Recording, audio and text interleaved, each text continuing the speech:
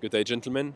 What a top 1% relationship actually looks like. Of course, everyone has their own view on how a relationship should look like, but if you're seeking growth and depth, then this video will change everything for you. Because not only have I been with my girl for over 6 years, but also our relationship still continues getting deeper by the day, and it doesn't show any signs of stopping to grow deeper anytime soon. So if you don't understand these 4 principles I'll share with you in this video, principles that I've used to build a fantastic relationship myself, and I've helped a bunch of clients build a fantastic relationship as well. If you don't understand these, then don't complain if you never build the relationship that you actually want. And don't judge me on the title. I hate the status game of top 1%, but it was a catchy title, I won't lie.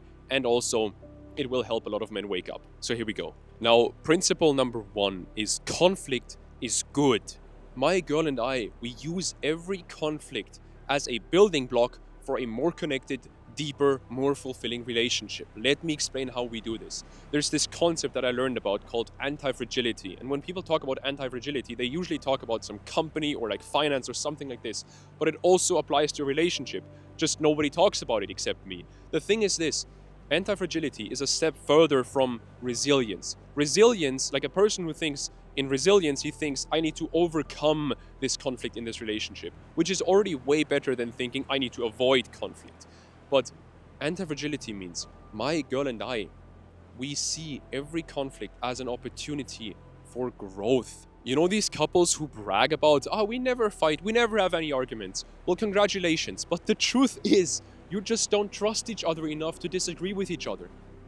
You don't trust each other enough to say your honest truth. Because 2 people who live authentically, they will disagree on certain things, just like me and my girl do, and that's okay. That shows that the fact that we do disagree with each other, that we do speak our mind, shows that we trust each other enough, and we don't have this underlying fear anymore that we did have in the past of, what if I speak up and they judge me for it? What if they don't love me anymore if I say something, basically? What if they don't love me anymore if I tell them that I don't like what they did? That's the exact underlying fear that these people who never have any fights have, and it's holding them back from actually building a deeper relationship. And yes, my girl and I have been there, but we've come a long way to where we can now engage in mature conflict because we realize, hey, conflict actually helps us understand each other better. It actually helps us meet each other's needs better. It actually helps us become who we want to become as people, partners, and lovers. We can both support each other in this. And the most important shift for us was seeing conflict as an opportunity. That paradigm shift, that mindset shift changed everything for us to the point where now we can lovingly and humorously call each other out on our bullshit and learn from it. Now, principle number 2 is that deep inner work is needed from both partners to actually overcome these immature tendencies. This is the thing that those red pill man children miss. If they did this kind of work, they wouldn't have to make these videos on how bad women are and how all women are this and all that, whatever. They would actually just be attracting different women, and their paradigm, their image of how a woman can be would be shifted completely. They would realize that so many women are actually very good, but because these guys avoid looking at themselves, they avoid doing this inner work, that's why they continue attracting immature, hurt women, because they are immature, hurt men. Simple as that. Now, let's go back to relationships and not talk about the red pill. You need to get to know yourself better and learn why you do what you do. And I know that sounds simple, but let me explain this quickly with a quote by G.S. Youngblood. I'll quickly read this to you. He says basically about knowing your own emotions as a man. He says, if you don't know your emotions, they will control you. Your suppression of them will prevent real connection with your woman. Your denial of them makes you look weak in her eyes. And at the end of the day, there's this analogy that I learned from, this is not an analogy, this is actually a real life thing. I learned this from Bear Grylls, yes, the survival guy. I'm like, what? I watched this guy like 8 years ago, but I actually took this lesson for this video. Because he said, if you're swimming in a river where there's crocodiles, don't be afraid of the crocodile you see. Be afraid of the crocodile you don't see. It's the same with your emotions as a man, and as anyone for that matter.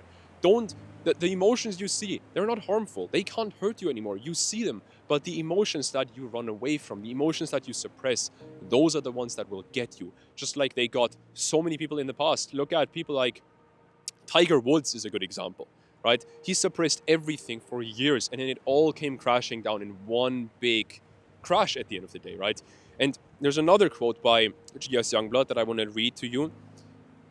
The reason to learn your emotions is not so you can be a new age evolved man or a good man, but rather so you can be a powerful man.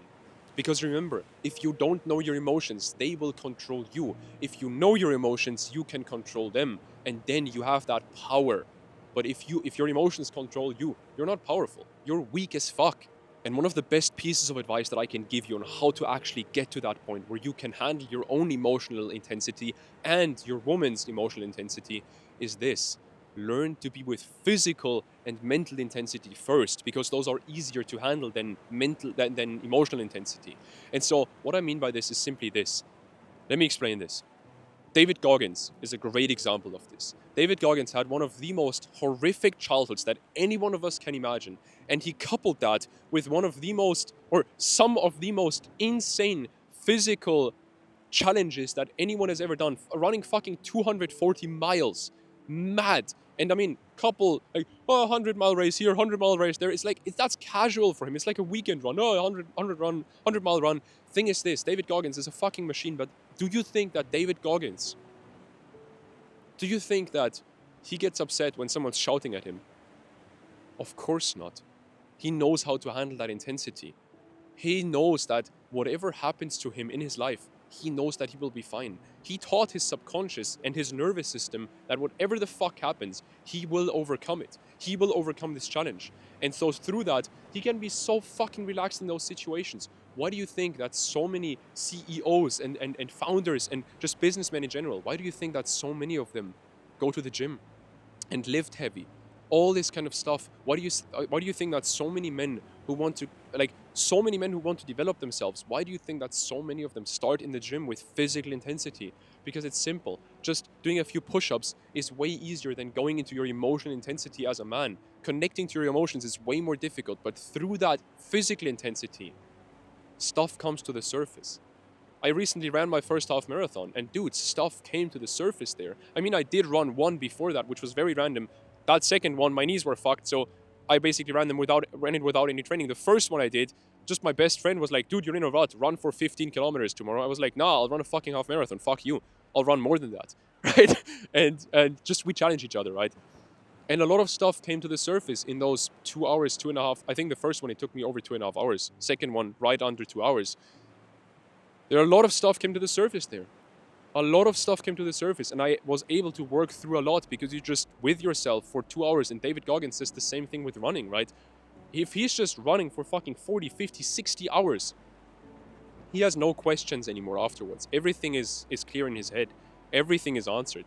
What happens through these physical challenges where you want to quit over and over and over again, but you don't quit, you continue, is that you show your nervous system and your subconscious mind, I am strong enough to handle this intensity. And that maps over directly into your ability to handle the intensity of your woman, for example, shouting at you.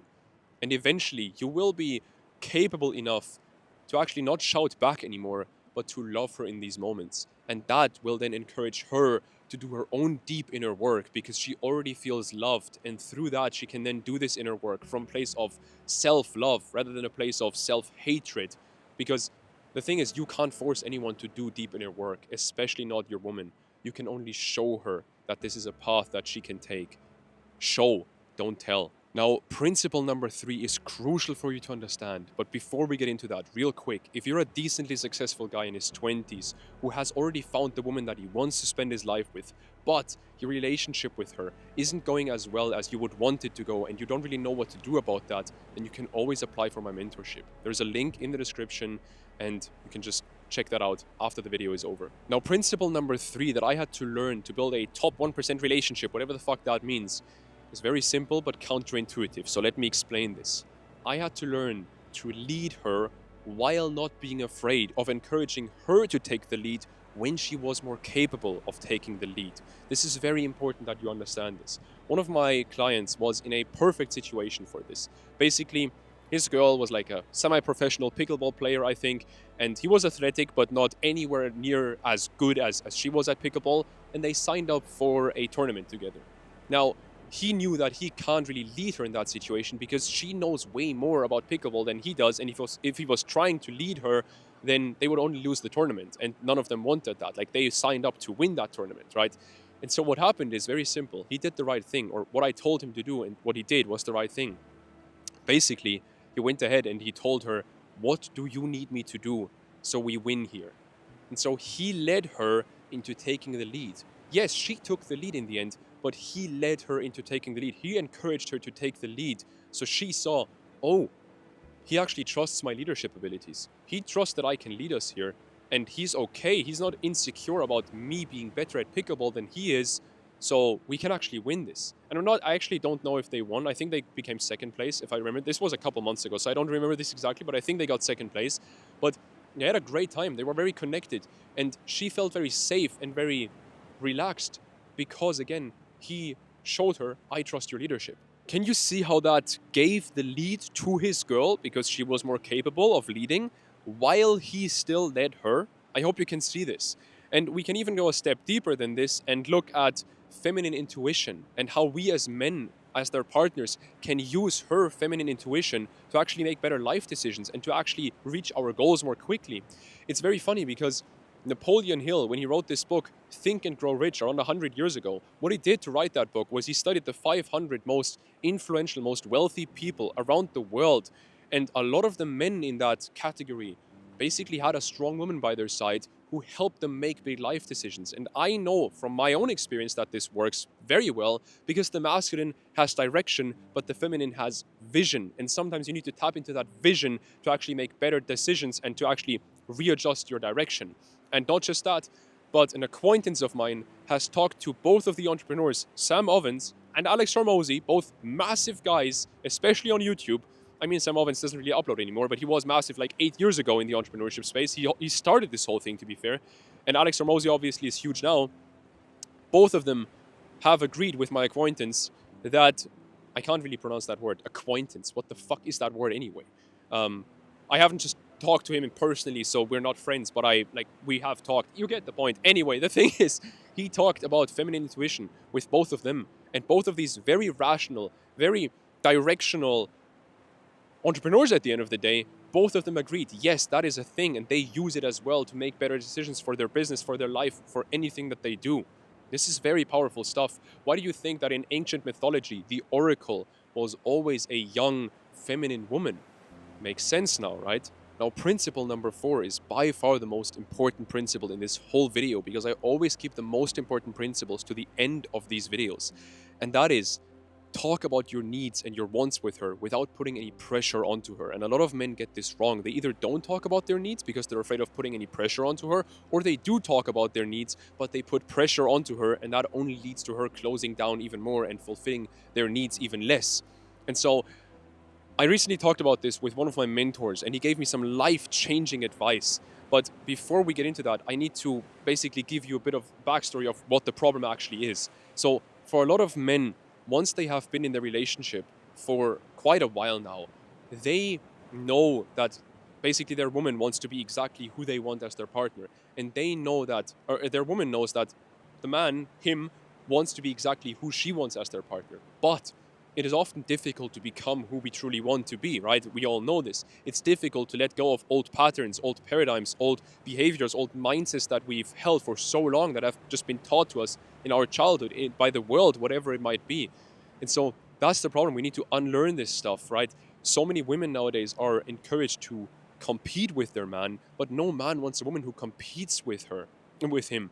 And so many men are encouraged to put on some mask, put on some facade, to appeal to her whatever female nature, to appeal to hypergamous needs, whatever bullshit the red pill yaps about these days. Because the thing is, most women just want a man they can actually connect to, but they can't connect to a man who acts like a fucking rock. There's no connection there. And so we need to overcome this. And then what often happens is that one partner goes on that growth journey, starts to overcome these things, and then he's like, oh, but my partner is not following. She's or he is not doing the same thing that I'm doing, and I'm kind of growing more than she is, and I'm kind of leaving her behind, but I want her to grow as well. But the thing is, he might then put pressure onto her. But there's already so much pressure on people to actually become who they want to be, find their purpose and all of this, and just become exactly who you are, like find your authentic self, all this stuff. There's so much pressure put onto people, but that exact pressure is what's holding them back from actually making progress there. Because it's not about gaining more information about who you can be or whatever. What it's actually about is, and my mentor said this as well, it's about blocking out the noise. You already have all the answers within you. You already know deep within you, in your heart, who you want to be and who you can be and how you can get there. But you need to block out the noise, both the outside noise and the noise of your mind. And so my mentor gave me 3 crucial lessons that go way deeper on how to actually overcome this than lead by example or whatever. We'll go deep here. Listen up. And so my mentor told me these 3 things. I want to read this word for word because he said it so well. This is for any man who doesn't want to put any pressure onto his woman to grow into the person that he knows she can be, into the partner that he needs and he wants by his side, because he knows that pressure is exactly what's holding her back from actually becoming this woman. So my mentor told me this. Number 1, always remind her that she's enough. Number 2, never make her feel like she does everything wrong. And number 3, remind her in deeply loving moments that this is who she truly is. Of course, the first 2 go hand in hand. My fingers are so cold, I can't even fully extend my fingers anymore. The wind is fucking cold today. But anyway, the first 2 go hand in hand, because a person who has adopted the self-image of I'm not good enough, or who has adopted the self-image of I can never do anything right, of course they will continue doing things wrong. Just like the person who has adopted the self-image of I'm not good in social situations, I'm socially awkward, they will continue being socially awkward, not because they're actually socially awkward, but because in social situations they're caught up in their own mind. They're not actually there. They're not present. And so they say some dumb shit because they're caught up in their own head. And so you might be like, yeah, all good, Benny, but what the fuck do I actually do in those moments where she maybe upsets me, but I want to voice that this is a need of mine and that she shouldn't upset me here? See, and I just said it's cold, and now the sun's coming out. Beautiful. Way warm. Way warmer. Nice. What do you do in those situations? Sorry, I get distracted here. What do you do in those situations? Simple. You don't shame her. You don't make her feel like she's doing everything wrong. What you do is simply this. You tell her, hey, it's okay. You're human, I'm human, I love you. I just got upset by what you did. That's okay. That's okay. You don't put any pressure onto her. This is just one way of handling this. I think the principle here is very clear. This is just one of the phrases that you could say, like hundreds of things that you could say. This is a very good example. And so through this, you avoid being that weakling who doesn't voice his needs, but you also avoid being that tyrant who puts so much pressure onto her to change, when realistically that pressure, again, is exactly, I need to drill this point home, is exactly what's holding her back from actually discovering who she truly is. She needs to go into herself, not finding it in the external. You can't find yourself in the external world. That doesn't work. And for the third point, really, really make sure that you actually do this, that you remind her in those loving moments, this is who you are.